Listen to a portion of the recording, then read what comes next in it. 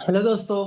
Exploring education आपका स्वागत करता है दिल्ली पुलिस के प्रैक्टिस सेट में। तो आज के इस प्रैक्टिस सेट में ये प्रैक्टिस सेट नंबर 4 है। इससे पहले हमारे 4 प्रैक्टिस सेट आप लोगों के लिए आ चुके हैं। तो पहला क्वेश्चन कह रहा है कि इसमें से कौन सी कैश क्रॉप नहीं है। तो बेसिकली कैश क्रॉप वो होती है जो मार्केट में बेचने के लिए उगाई जाती है।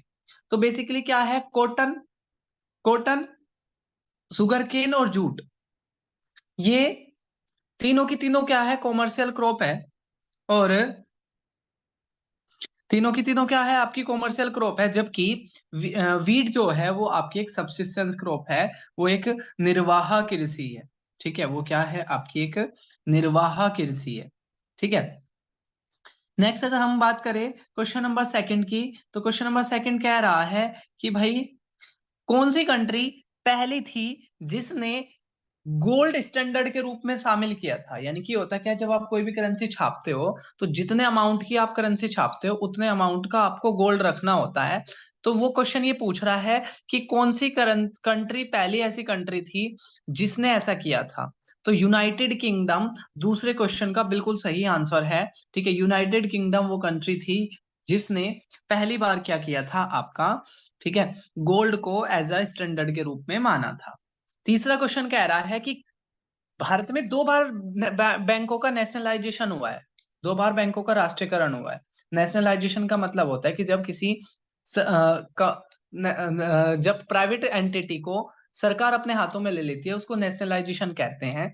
तो एक पहला नेशनलाइजेशन आपका जून 1969 में हुआ था। और जो दूसरे वाला जो नेशनलाइजेशन था वो आपका 1980 में हुआ था। दोनों ही समय पर इंदिरा गांधी प्रधानमंत्री थी। तो क्वेश्चन पूछ रहा है कि जब दोबारा नेशनलाइजेशन हुआ था तो कितने बैंकों का हुआ था। तो बेसिकली उस टाइम पे ना 6 बैंकों का आपका नेशनलाइजेशन हुआ था। ठीक है, 6 बैंकों का आपका नेशनलाइजेशन हुआ था। अगला क्वेश्चन कह रहा है कि कौन से 5 ईयर प्लान में ग्रोथ विद सोशल जस्टिस, यानी कि ग्रोथ भी होनी चाहिए प्लस सामाजिक न्याय भी मिलना चाहिए, ये कौन से 5 ईयर प्लान का आपका थीम थी। तो ये जो 9th 5 ईयर प्लान था, 9th 5 ईयर प्लान जो आपका था, ठीक है, 1997 से लेकर 2002 तक, उसकी थीम थी आपकी growth with social justice and equity. अगला क्वेश्चन कह रहा है डुअल सिटीजनशिप कौन सी सरकार का फीचर है। तो डुअल सिटीजनशिप का मतलब होता है दोहरी नागरिकता। तो एक तो होती है यूनिटरी गवर्नमेंट, यानी कि जहां पर एक का एक ही गवर्नमेंट, यानी कि जनरली सेंट्रल गवर्नमेंट वहां पर मजबूत होती है। ठीक है, उसको बोलते हैं आपकी यूनिटरी गवर्नमेंट। दूसरी होती है पार्लियामेंट्री गवर्नमेंट जहां पे संसद होती है। और तीसरी होती है आपकी प्रेसिडेंशियल, यानी कि जहां पर राष्ट्रपति हो। तो इस क्वेश्चन का सही जो आंसर है वो है फेडरल गवर्नमेंट। फेडरल गवर्नमेंट एक ऐसी गवर्नमेंट होती है जहां पावर कई हिस्सों में बटी होती है। तो फिफ्थ का सही जो आंसर है वो थर्ड है। अगला कह रहा है कि कौन सा पर्सनल फ्रीडम से रिलेटेड है। तो आर्टिकल 32 का प्रयोग करते हुए सुप्रीम कोर्ट 5 तरह की रिट जारी करता है। तो वो कह रहा है पर्सनल फ्रीडम से कौन सा जुड़ा हुआ है। तो जो हीबियस कॉर्पस है वो पर्सनल फ्रीडम से जुड़ा हुआ है, जिसके तहत अगर किसी भी व्यक्ति को गिरफ्तार किया जाता है तो 24 घंटे के अंदर उसको कोर्ट में रखा जाता है।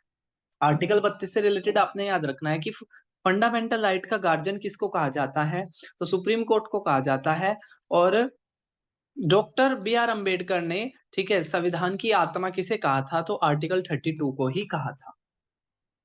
अगला कह रहा है जो हमारी शेड्यूल 7 है ना, हमारे कॉन्स्टिट्यूशन में 12 शेड्यूल है, उसमें से जो शेड्यूल 7 है वो शेड्यूल 7 में 3 लिस्ट है। Central list, state list, concurrent list. तो जो स्टेट लिस्ट है उन पर सिर्फ राज्य सरकार काम करती है। तो क्वेश्चन ऐसा पूछ रहा है कि इनमें से कौन सी ऐसी लिस्ट है जिस पर सिर्फ राज्य सरकार काम करती है। तो इसका जो सही आंसर है वो है आपका एग्रीकल्चर। एग्रीकल्चर जो है ना वो एक स्टेट लिस्ट का मुद्दा है। एजुकेशन जो है वो कॉन्करेंट लिस्ट, यानी कि दोनों मिलकर समवर्ती सूची, यानी कि दोनों सरकार मिलकर इसको काम करेगी। अगला कह रहा है कि कौन सा आर्टिकल, भारतीय संविधान का कौन सा आर्टिकल ये कहता है कि जो स्टेट होगा वो लोगों की भलाई के लिए काम करेगा। तो डीपीएसपी के अंदर आने वाला आर्टिकल 39 ये कहता है कि भाई जो स्टेट है वो लोगों की भलाई के लिए काम करेगा। तो आर्टिकल 39 इसका सही आंसर है। नाइन्थ क्वेश्चन कह रहा है कि जो सिंधु घाटी सभ्यता थी 1921 में जिसकी खोज हुई थी, जॉन मार्शल इस प्लान के हेड थे। हड़प्पा सभ्यता पर्टिकुलर प्लेस के जो थे वो थे दयाराम साहनी।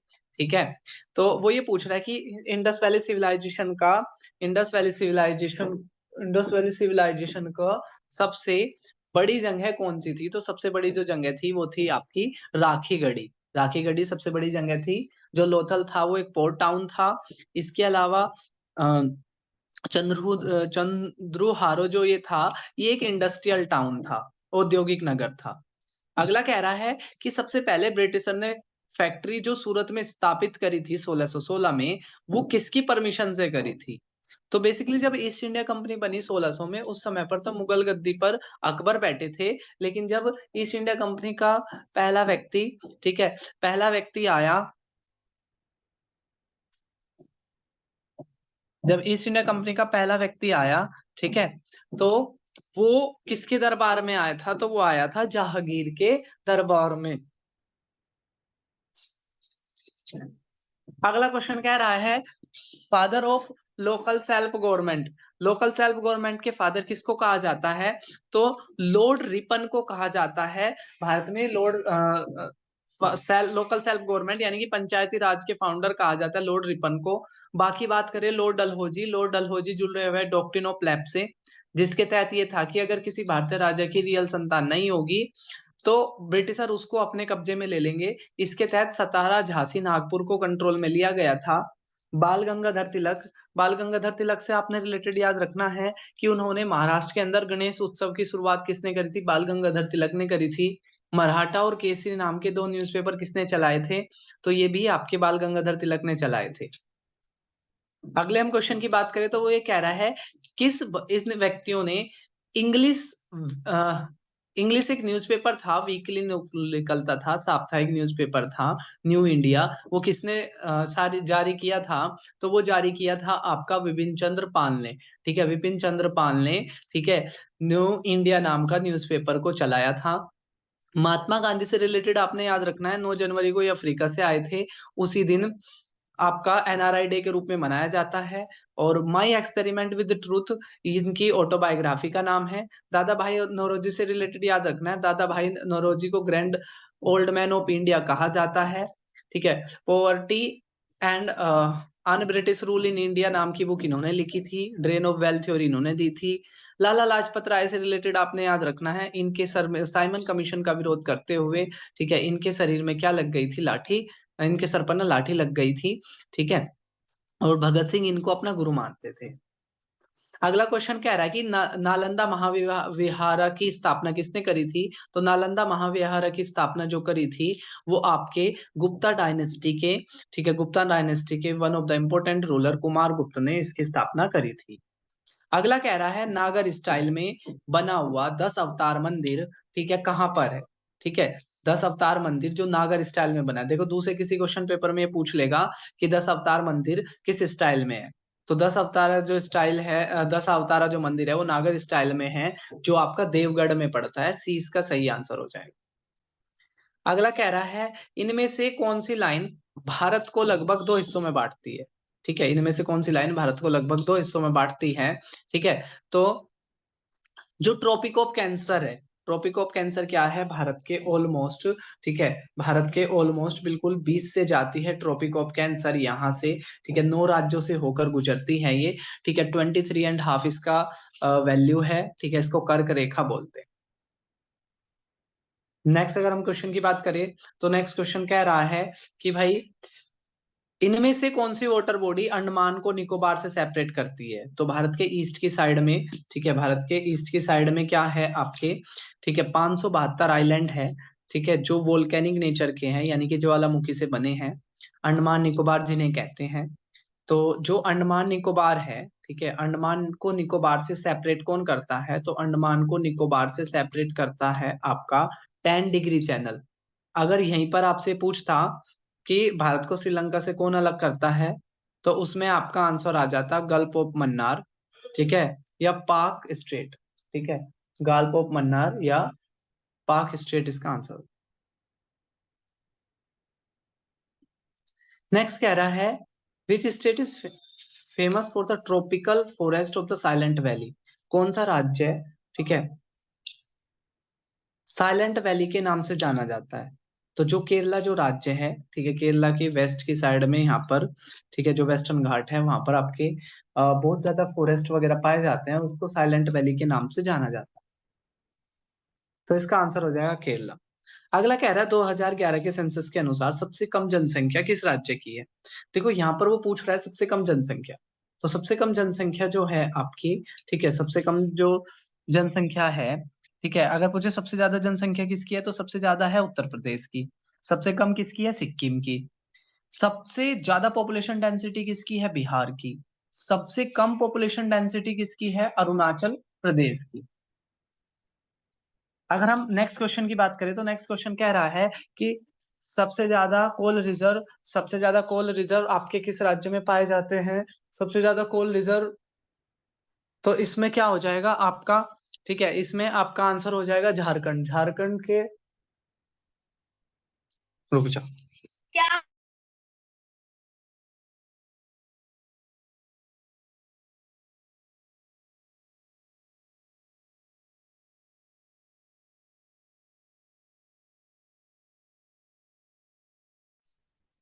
वो पूछ रहा है सबसे ज्यादा कोयले के रिजर्व कौन से राज्य में है, तो सबसे ज्यादा कोयले के रिजर्व है झारखंड में, ठीक है। अगला कह रहा है इनमें से कौन सा भारत की जलवायु को इन्फ्लुएंस करता है? तो पूछ रहा है जेट स्ट्रीम करती है क्या, अल नीनो करती है क्या, या shifting of ITC Z, ITC Z भी शिफ्ट करता है क्या?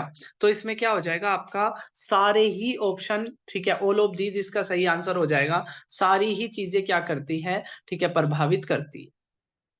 अगला कह रहा है जब आप, ये प्रिज्म है, इस प्रिज्म के अंदर से, ठीक है, जब आप इस प्रिज्म के अंदर से लाइट को पास करते हो तो लाइट क्या हो जाती है? 7 कलर में टूट जाती है। और कलर की सीक्वेंस क्या रहती है? विबग्योर, ठीक है, यानी कि वॉयलेट, इंडिगो, ब्लू, ठीक है, ग्रीन, इस तरीके से 7 कलर में टूट जाती है। तो ये पूछ रहा है कि मैक्सिमम डिविएशन किस कलर में देखने को मिलता है? मैक्सिमम डिविएशन किस कलर में देखने को मिलता है? तो वोयलेट जो कलर है, ठीक है, उसके अंदर सबसे ज्यादा डिविएशन देखने को मिलता है। डिविएशन का मतलब होता है अपने रास्ते से हट जाना, ठीक है, अपने पाथ को बदल लेना। तो सबसे ज्यादा जो मुड़ती है वो कौन सी लाइट है? वो आपकी वोयलेट ही है। अगला कह रहा है एक्लिप्स जो होते हैं, ठीक है, एक्लिप्स क्यों होते हैं, एक्लिप्स क्यों बनते हैं? तो देखो भाई, ये सन हो गया, सन के चारों तरफ घूमती है पृथ्वी, और इस पृथ्वी के चारों तरफ घूमता है मून। तो जब भी ये एक दूसरे के सीधे में आ जाते हैं तो दूसरे का रास्ता ब्लॉक कर देते हैं। इसी को क्या कहते हैं हम? एक्लिप्स कहते हैं, ग्रहण कहते हैं। दो तरह के ग्रहण होते हैं, एक सूर्य ग्रहण और एक चंद्र ग्रहण, ठीक है, दो तरह के होते हैं, एक सूर्य ग्रहण और एक चंद्र ग्रहण, ठीक है। तो यहाँ पे क्वेश्चन पूछ रहा है कि सूर्य ग्रहण या चंद्र ग्रहण किसकी वजह से होते हैं? तो क्या रिफ्रैक्शन की वजह से होते हैं क्या? तो जब लाइट एक पाथ से दूसरे पाथ में चलती है तो वो अपनी दिशा बदल लेती है, इसको रिफ्रैक्शन कहते हैं। दूसरा कह रहा है क्या रिफ्लेक्शन की वजह से होते हैं क्या? रिफ्लेक्शन होता है जब कोई लाइट किसी मीडियम से जाकर टकराती है तो टकरा के वो वापस आ जाती है, उसको रिफ्लेक्शन कहते हैं। और डिफ्रैक्शन होता है लाइट का टूट जाना, ठीक है।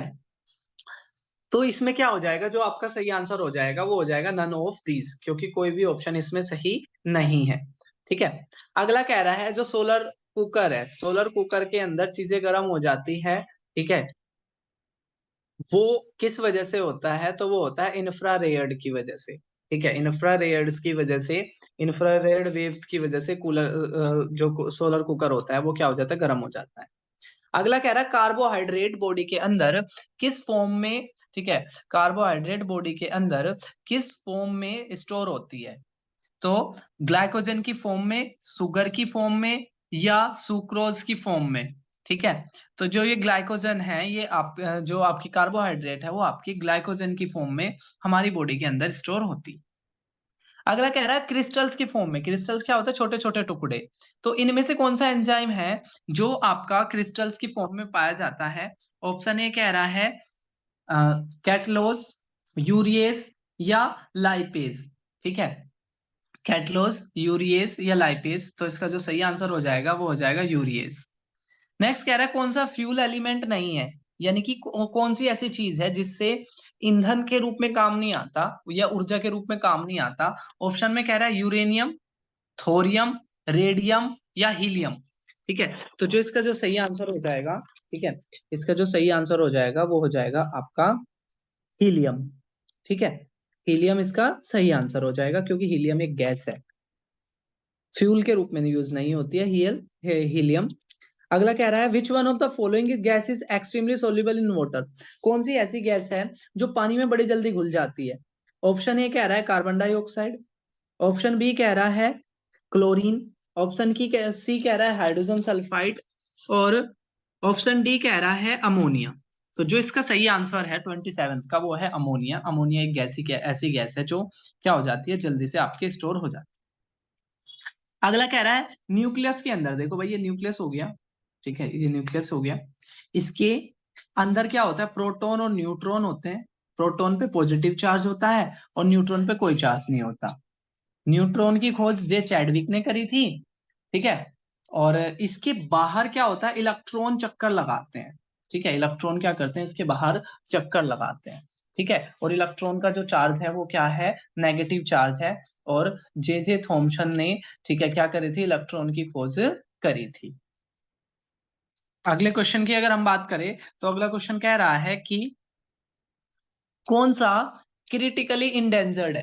क्रिटिकली इंडेंजर्ड मतलब जिनकी संख्या कम है। तो व्हाइट बेल हिरोन, अगला ऑप्शन कह रहा है रिवर रिवर टैकेरिन, अगला कह रहा है Cuban kids. All options are correct. तो सारे ही क्रिटिकली इंडेंजर्ड हैं। बेसिकली क्या है, आईयूसीएन क्या करता है, जानवरों की कैटेगरी बनाता है, डेंजर्ड, क्रिटिकली डेंजर्ड, एक्सटिंक्ट वगैरह करके। तो इसमें क्या है, ऑल ऑप्शंस आर करेक्ट, सारे ही ऑप्शन सही है। अगला कह रहा है कौन से कोरल लीफ भारत में पाए जाते हैं। तो भारत में कौन कौन से कोरल लीफ पाए जाते हैं ये हम देख लेते हैं। तो अटोल होते हैं, फ्रिंजिंग होते हैं, बेरियर होते हैं।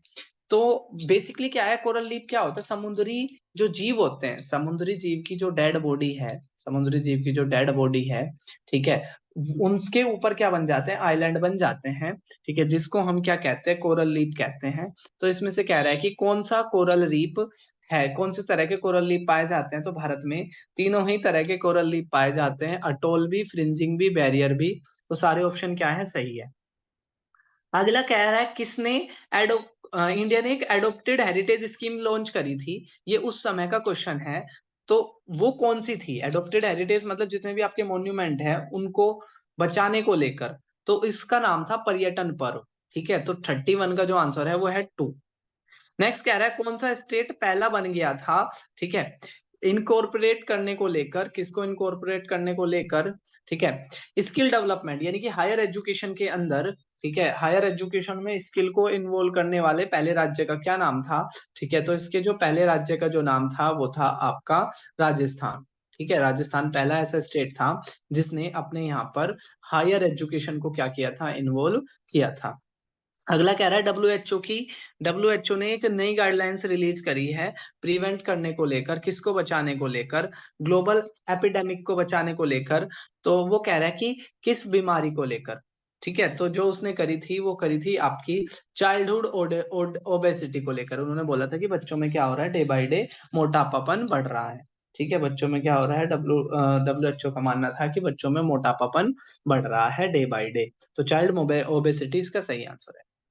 अगला कह रहा है उस समय का करंट अफेयर्स का क्वेश्चन है ये, नासा ने माविन मिशन भेजा था। ठीक है, नासा ने माविन भेजा था और उसने बोला था कि किस ग्रह पे उसने ये पाया था कि मैग्नेटिक टेल है, एक पूंछ की तरह है, जहां पे चीजें चिपक जाती है, यानी कि वहां पे क्या है, अट्रैक्शन है। तो किस प्लेनेट के बारे में ऐसा बताया था। तो इसका जो सही आंसर है वो है मार्स।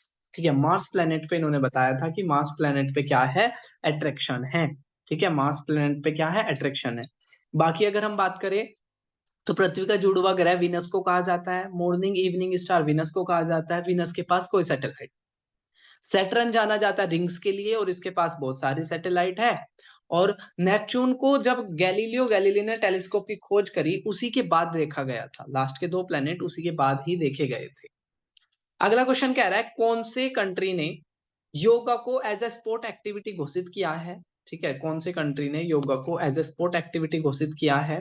तो ये घोषित किया है आपका सऊदी अरेबिया ने। ठीक है, Saudi Arabia day by day progressive की तरफ बढ़ रहा है, लेकिन ये 2017 का क्वेश्चन है। अगला कह रहा है फीफा के अंदर, फीफा क्या है? एक गवर्निंग बॉडी है जो फुटबॉल के मैच कराती है। तो वो कह रहा है कि फीफा के अंदर वो कौन सी कंट्री, वो सबसे छोटी कंट्री कौन सी बन गई जो फीफा के अंदर खेल रही है? तो आइसलैंड, आइसलैंड सबसे पहला सबसे छोटा कंट्री बन गया है जो फीफा के अंदर खेल रहा है।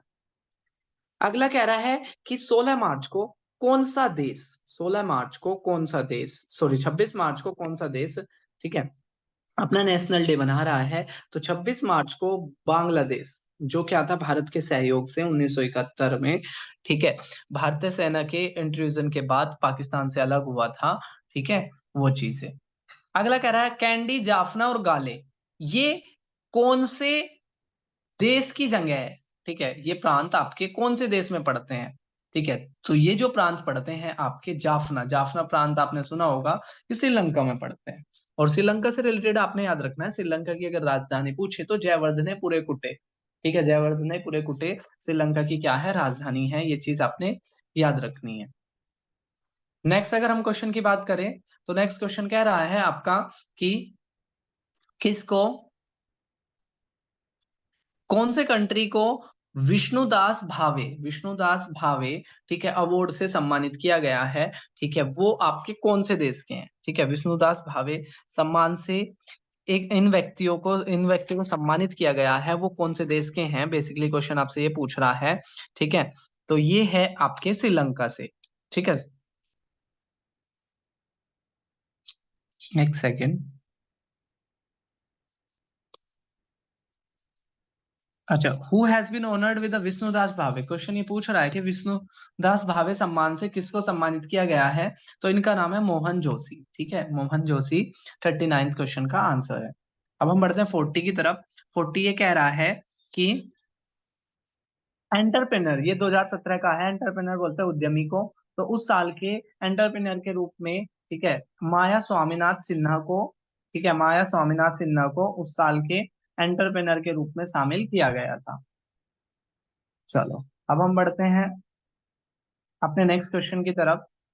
नेक्स्ट क्वेश्चन कह रहा है कि कितने सालों बाद पहली बार ऐसा हुआ है कि जो मूडी, मूडी क्या करती है आपकी, जो ग्लोबल रेटिंग देती है, जीडीपी को बताती है कि भाई वो बढ़ेगी घटेगी, उसकी जो रेटिंग देती है उसका नाम, उसकी संस्था का नाम मूडी है। और ये ने 14 साल, ठीक है, 14 साल बाद बोला है कि जो भारत क्या है वो बेस्ट कर रहा है। अगला कह रहा है कि जो इंटरनेशनल सेटलमेंट है, यानी कि अंतरराष्ट्रीय जो सेटलमेंट होता है, ठीक है, अंतरराष्ट्रीय जो पेमेंट होता है, उसके अंदर शामिल होने वाले, ठीक है, उसके अंदर शामिल होने वाले भारतीय का नाम क्या है? ठीक है, उसके अंदर शामिल होने वाले भारतीय का नाम क्या है? तो भारतीय का नाम है उर्जित पटेल। ठीक है, तो 42 का थर्ड आंसर सही हो जाएगा, उर्जित पटेल। नेक्स्ट क्वेश्चन कह रहा है कि यूएन के एग्जीक्यूटिव बोर्ड के रूप में, ठीक है, भारत ने शामिल हुआ है, और कौन सी संस्था, ये सारी क्या है? यूएन की पार्ट है। तो एक यूएन की एक पार्ट है यूनेस्को। ठीक है, यूनेस्को है, ILO International Labour Organization, FAO Food and Agriculture Organization, ठीक है, IDA international development association.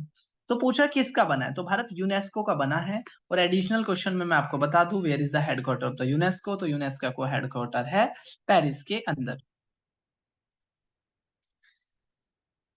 Next question की बात कर रहा है कि जिम्बाब्वे के नए प्रधानमंत्री कौन बने हैं? तो जिम्बाब्वे के जो नए प्रधानमंत्री बने हैं, ठीक है, वो है इमरसन मैंगावा। इमरसन मैंगावा क्या बने हैं? जिम्बाब्वे के नए प्रधान प्रेसिडेंट के रूप में शामिल हुए हैं। उस समय का ये क्वेश्चन है। अगला क्वेश्चन बहुत अच्छा है, एनजीटी आपको पता होना चाहिए। एनजीटी कब बनी थी? 2010 में एनजीटी बनी थी। और एनजीटी का जो काम है वो है आपको, एनजीटी का काम है जो पर्यावरण संबंधी डिसीजन बनाना। तो वो ये कह रहा है एनजीटी ने, ठीक है, कितनी साल के, ठीक है, एनजीटी ने कितने साल पुराने, 10 साल पुराने, ठीक है, वाहनों को बाहर निकाल दिया है। और ये कौन से शहर में 10 साल पुराने वाहनों पर बैन लगा दिया है? तो दिल्ली के अंदर, ठीक है, दिल्ली के अंदर 10 साल पुराने वाहनों पर क्या लगा दिया है? बैन लगा दिया है।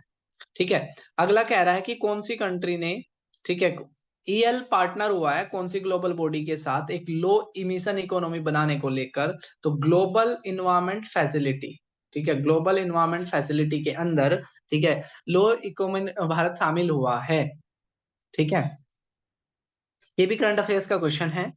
अगला क्वेश्चन कह रहा है कि तमिलनाडु के गवर्नर, तो उस समय का क्वेश्चन है, बनवारी लाल पुरोहित, गवर्नर से रिलेटेड हम बातें कर लेते हैं। तो 153 आर्टिकल 153 ये कहता है कि हर राज्य का एक गवर्नर होगा जिसको राष्ट्रपति छांटेंगे और इसका कोई फिक्स टेन्योर नहीं होगा। ये प्लेजर ऑफ प्रेसिडेंट पे काम करता है, राष्ट्रपति जब चाहे तब इनको क्या कर सकते हैं, हटा सकते हैं, ठीक है। मिनिमम एज इनकी 35 साल होती है और इनकी जो सैलरी होती है वो 3.5 लाख पर मंथ होती है।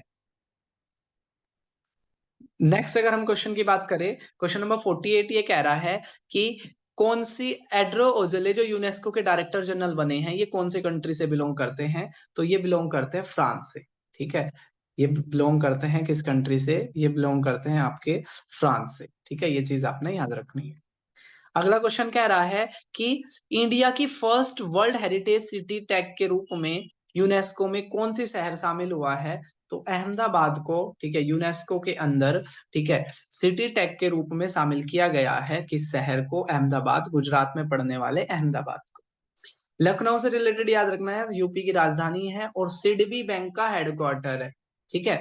दिल्ली से याद रखना है, 1911 में दिल्ली क्या बनी थी, भारत की राजधानी बनी थी, ठीक है। पटना का पुराना नाम पाटलिपुत्र, जो मगध साम्राज्य की राजधानी हुआ करता था, यानी कि चंद्रगुप्त, अशोक, धनानंद, इन सब की राजधानी पटना हुआ करती थी। 50वां क्वेश्चन कह रहा है कि भारत का पहला, 50वां क्वेश्चन आपके लिए बहुत अच्छा क्वेश्चन है कि भारत का पहला कार्बन न्यूट्रल डिस्ट्रिक्ट कौन सा बन गया है। कार्बन न्यूट्रल डिस्ट्रिक्ट उसको बोलते हैं जो जितना कार्बन डाइऑक्साइड रिलीज कर रहा है उतनी ही कार्बन डाइऑक्साइड को एब्जॉर्ब कर ले, उसको हम क्या बोलते हैं, कार्बन न्यूट्रल डिस्ट्रिक्ट बोलते हैं। तो भारत का पहला कार्बन न्यूट्रल डिस्ट्रिक्ट बना था मजूली, ठीक है, मजूली क्या बना था, भारत का पहला कार्बन न्यूट्रल डिस्ट्रिक्ट बना था, ये चीज आपने याद रखनी है। तो 50 क्वेश्चन का आंसर जो हो जाएगा वो हो जाएगा सी। तो ये था हमारा एक प्रैक्टिस सेट। ये आपको कैसा लगा, आपको कमेंट बॉक्स में अपने मार्क्स बताने हैं, आपके मार्क्स कितने कितने रहे हैं, ठीक है। फिर मिलेंगे एक नई वीडियो में, तब तक के लिए टेक केयर, जय हिंद जय भारत।